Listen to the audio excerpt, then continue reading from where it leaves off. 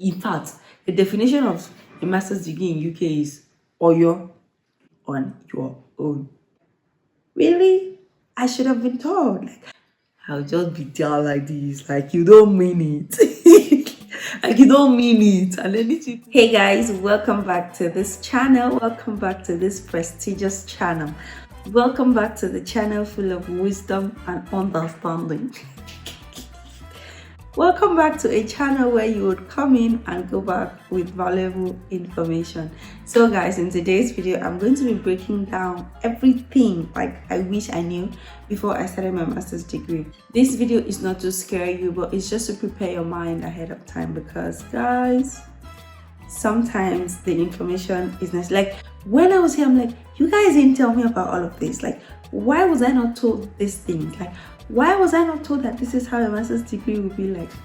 Because all we just know, all we think about is the good side, the good things about, oh, I'm going to be furthering my studies, oh, I'm going to be going abroad, oh, I'm going to be fully funded, oh, I'm going to be this, I'm going to be that, I'm going to be in the UK, I'm going to be in the US, as the case may be. But guys, you need to prepare your mind. Like, there's so many things I saw during my master's program that I was like, really?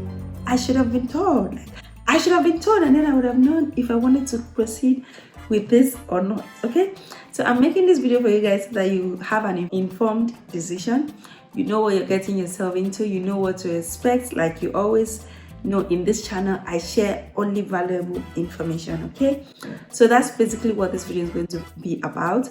I'm going to be sharing things I wish I knew before starting my master's degree in the UK. I'm sure that this video is going to be of help to you. It's also going to help you determine whether you should come to UK for your master's or not, because there are other locations as well. Okay, now let's get right into the video. But before then, you have watched my video before. This is your second time, this is your third time watching me, and you haven't subscribed. My gosh, nobody comes to Couscous and not subscribe. This is our channel. This is where we make friends. This is where we connect with each other.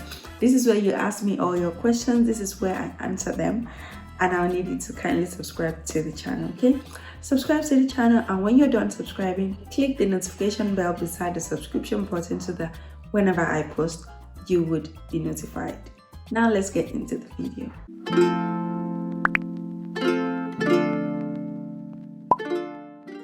The first thing you have to know about doing a master's in the UK is that it is self-paced. It is self-driven. This is not like an undergraduate degree where your professors or your lecturers will be chasing you about, oh, submit your assignment, oh, have you read before your class, oh, when is your deadline, are you sticking to your deadline, oh, you know, things like that. Have you submitted your work? Have you uploaded this document that I asked for? Nobody cares. Like, you have to do it or nobody. You have to do it or nothing happens. Like, nothing is going to happen. All that will happen is you're going to be facing the consequences silently. If you don't submit your work within the deadline, the professors cannot do anything for you, because the people monitoring the submission dates is different from the professors. This is different from undergraduate degree where, you know, your lecturer is in charge of everything. He's the one that, you know, monitors the deadline. He's the one that collects the assignments. He's the one that comes to class to teach. He's the one that teaches all the 10 topics. Like, things are so divided, and, you know, everybody has a duty. The PG Law Office, for instance, in my course, the PG Law Office handles a lot of things that the professors don't handle. So you might say that the work of the professor is just to come and teach you. He's not even the one taking notes whether you attended the class or not. That's not his business. He's not even the one taking notes whether you ask questions or not, because sometimes even your script will be marked by another lecturer who did not teach you. You didn't know. They didn't inform you too. Your script may be, in fact, why am I saying me? Your script will also be marked by a lecturer who did not teach you now. Because what am I saying? Most of the time when my result comes out and I check the marker, I don't even know the person. Like, this person did not teach me. I didn't even see you in the class. Like, you're not even part of the course convener or the lecturer, or you are not even part of the person who taught me for the past 10 weeks. And you're marking my script. So that is it. It is up to you to do your work. It is up to you to attend class. It is up to you to, choose your essay topics when it's time. It is up to you to stick to the deadline to submit, because in masters you also have to meet 70% attendance. Whether you go to class or not, nobody will ask why you did not come to class. Nobody cares, except you've developed a rapport with the professor, and then it's going to just be during pleasantries. Maybe in the next time you guys meet in class, like, oh, I didn't see you in the last time. That's it. Nothing like accountability. Like, nobody's going to be chasing you around. You're supposed to be doing this, you haven't done that. You're supposed to have attended this webinar, you haven't done. No, it is up to you. And because it is up to you, sometimes you may be very demotivated. You may just sit down and feel like nothing is happening, nobody's helping you, you're just on your own. In fact, the definition of a master's degree in UK is you're on your own. So you have to be self-driven, because everything is self-paced. If you don't attend your classes, no one's going to look for you, except you have friends who will look for you. Professors are not going to look for you. If they say this is the essay deadline and you do not submit the essay, it's not their business. And then even when you submit an application, the people reviewing this application for extension are different from your professors. Like, everything is so different that one person cannot do the job of another. And if you are not careful, you might just realize that you have missed a lot of things and you have a lot of penalties, because here, nothing is for free. If you submit 1 minute late, they take your marks. If you don't even submit, they take your marks. Like, you will write again. Like, everything has a consequence here, but nobody will tell you the consequence. You have to find out by yourself. That's just it. So master's degree is self-paced. You have to be very self-motivated if you must do a master's degree here in the UK. I even hear it's worse in the US, to be honest. The things I hear from people who studied in US is worse, to be honest. So if you're not self-motivated, I think you need to probably just sit back and think about it. Do I want to do a master's degree? And even if I want to do a master's degree, is it in the UK that is 1 year master's? 1 year master's in the UK is very choked up, to be honest. It is very choked up. The curriculum is choked up because you have to do all the things you have to do within 1 year. This is a program that in some countries take 3 years. Some countries like Nigeria, master's degree take like 3 years. Other times it takes like 1 year. In other countries in the EU, it takes like 1 year, 6 months. In UK, it takes 1 year. That is a lot of work. And you have to be sure that you're going to be able to do everything all by yourself. You're going to be driven, self-motivated. You're going to push yourself. Because if you don't push yourself, no one is going to push you. You're just going to be on your own. I realized that the hard way because, like, when I came, I was still trying to figure out the website, like my student portal, where I can attend classes. The thing is, even if it is time for class and a lecturer logs on or comes to class and does not see anybody, it's not going to bother. Or he comes to class and the class is very scanty, it's not going to bother either. You're going to go ahead and teach. Do what he wants to do. Move on. The next class, you're going to teach the next topic. And there's nothing that you're going to do about it. So you can still be very confused about trying to understand your course, trying to know your modules, trying to navigate through your student portal, and the lecturers are going with speed. Things are happening. They are teaching, they are doing their webinars, they are doing everything, and you will just be there so lost, you will not even know what's going on. So it is in your place to ask questions. It is in your place to ask them to clarify the issues that you do not understand, because if you do not ask, you will not get the answer. You will not get the clarification. If you do not ask, you will not get an answer.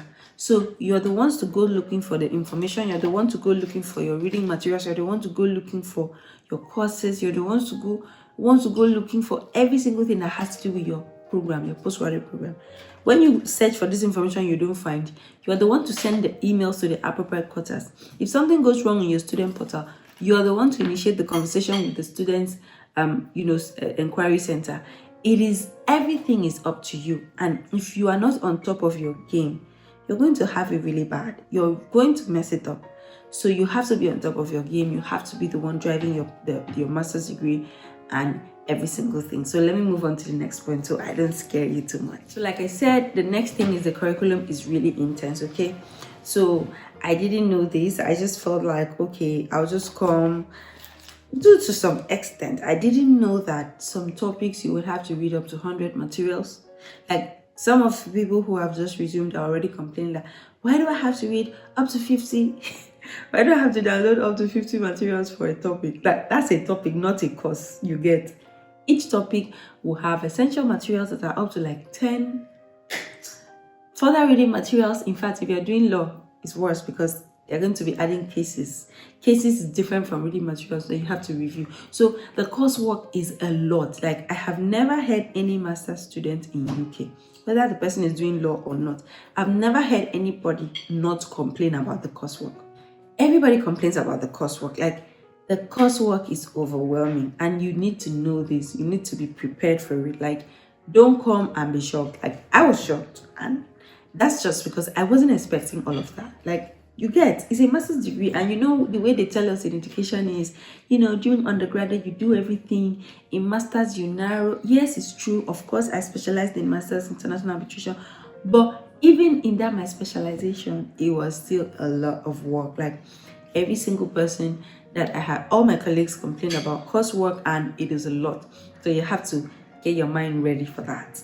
The next thing is, you know, in undergraduate degree where majority, like 90% of the class is people, you know, your colleagues, your age mates, possibly your people in your age range, where you guys share similar ideas. You guys are the same generation Z, all of you are in the same generation and everything. You guys have the same kind of experiences.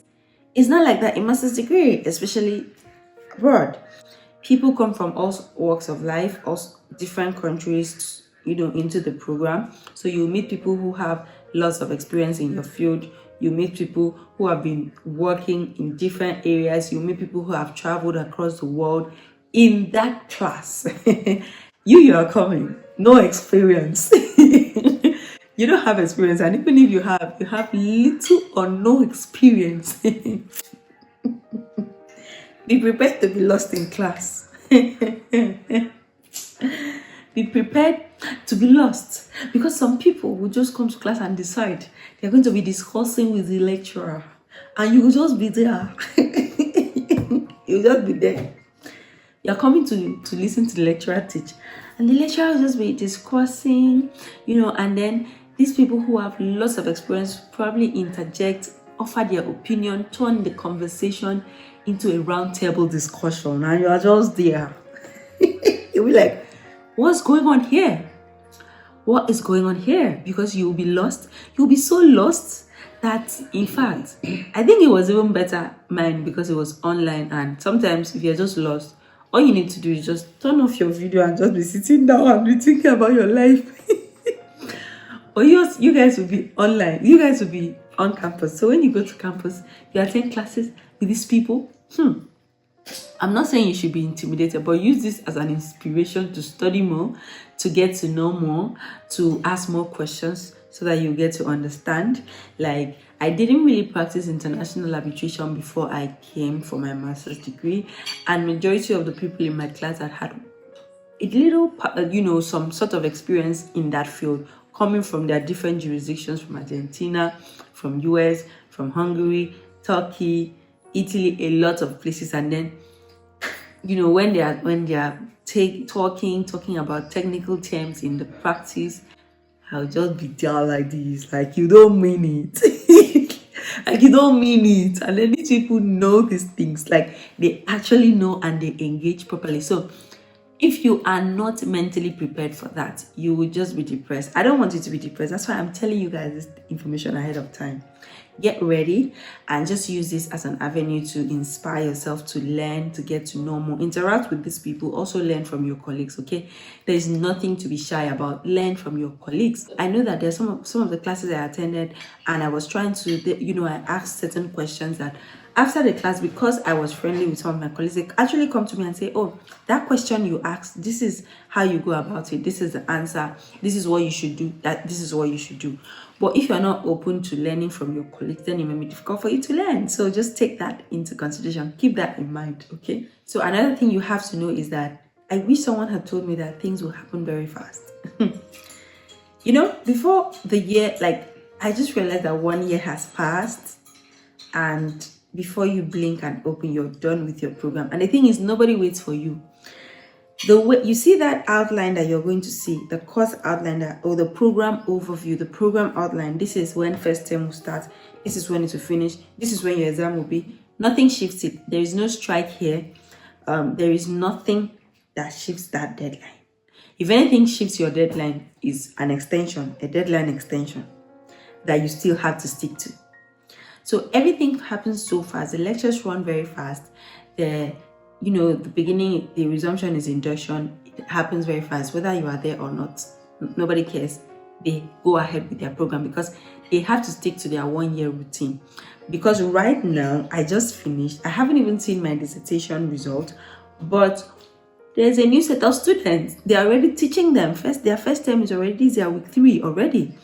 Nobody waits for you, and if you do not settle in on time, which is why I always advise international students to come early, like 2 weeks ahead of your program. I know that it may not be that easy because of visa issues, I understand, but if you have anything to do, if anything is in your power, try to come early to settle in so that you start with them from day one, because once you miss a step, it might be difficult to get back.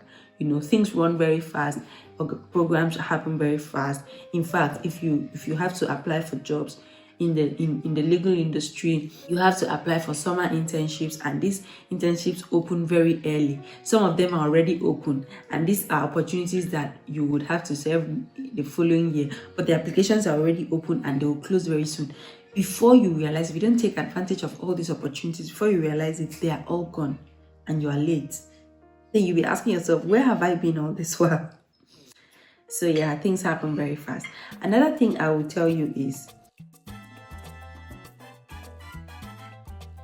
I hope that you learned something. I hope that it has helped you prepare your mind. I hope that it will help you build your mind and the tenacity that you need to go through the program and to decide whether to do a master's degree in the UK or not. And if you're already doing that, to just get your mind prepared for what is yet to come. You all will be well, okay? I wish you guys all the best. I hope that you stick around to this channel. Subscribe if you're yet to do so, and follow me on social media at @IamCouscous at Instagram, and drop your question, drop your comments in the comment section, drop your questions, drop your video requests, and I'll catch you guys in my next video. Bye.